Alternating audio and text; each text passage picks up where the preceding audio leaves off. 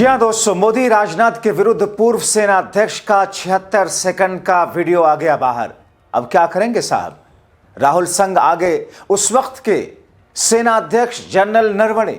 स्वागत है आप सभी का। आप देख रहे हैं द राजनीति का विशेष सेगमेंट खबर और विश्लेषण। मैं हूं जबार खान। दोस्तों, आखिर जिस बात का मोदी शाह को डर था वही हो गया। मोदी शाह और राजनाथ, किरण रिजिजू, लोकसभा के स्पीकर ओम बिरला जिन राहुल गांधी को सेना अध्यक्ष की उस किताब के हवाले से मोदी शाह के झूठ का पर्दाफाश करने से रोक रहे थे, आखिरकार वही सेना अध्यक्ष बाहर आ गए।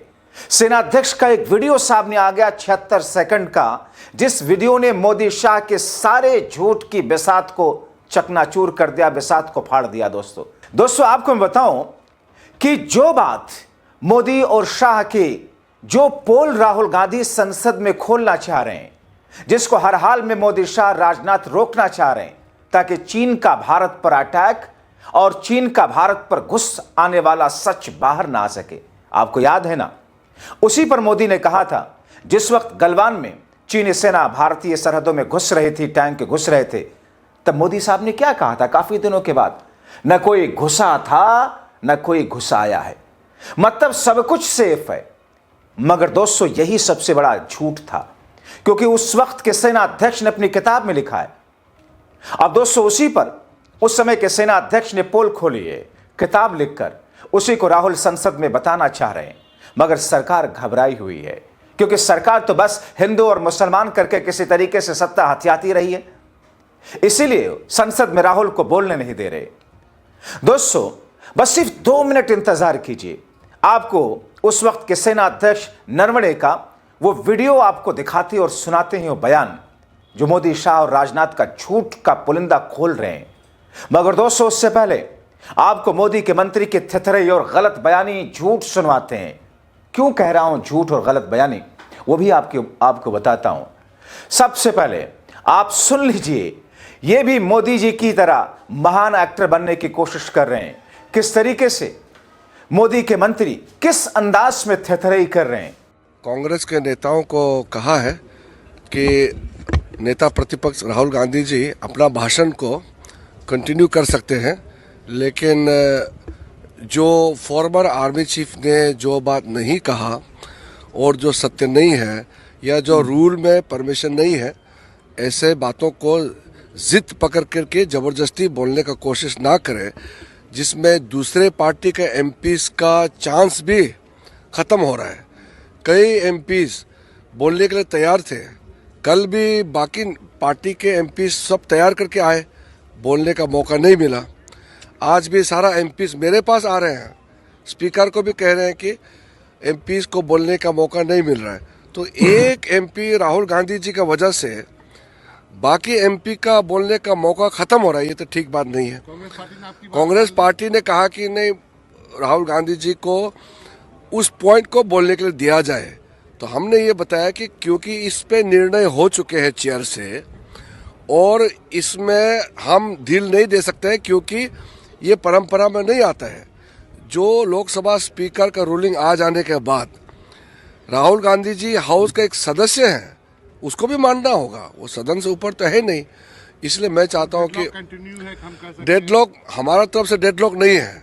हम सुनने के लिए कल प्रधानमंत्री जी भी खुद बैठे, हम लोग सब बैठे, वो विषय पे नहीं आते हैं और कोई अनपब्लिश किताब को कोट करने के लिए तुले हुए जो असत्य है।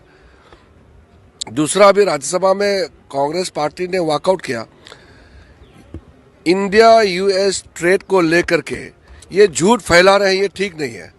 अभी मैंने सुना है कांग्रेस वालों ने कहा कि एग्रीकल्चर हमारा फार्मर्स को नुकसान होने जा रहा है।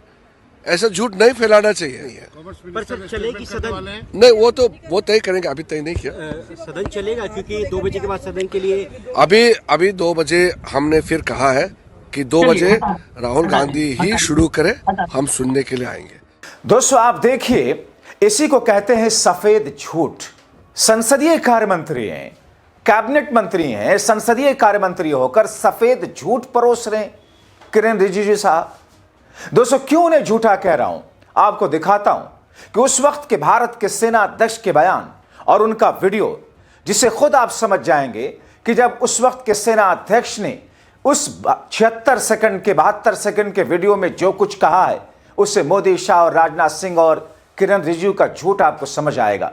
कैसे सेना अध्यक्ष को भी नहीं छोड़ा, उनके किताब को कैसे रुकवा दिया गया ताकि सच सामने ना आ सके।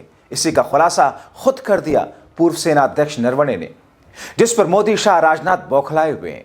अब आपको सुनाता हूं, दिखाता हूं सेना अध्यक्ष नरवणे का वो वीडियो, जिसे इस वीडियो के थंबनेल में शीर्षक में मैंने लिखा है। दोस्तों, दिल थाम के सुनिए। Good evening, General. My name is Colonel Sangha.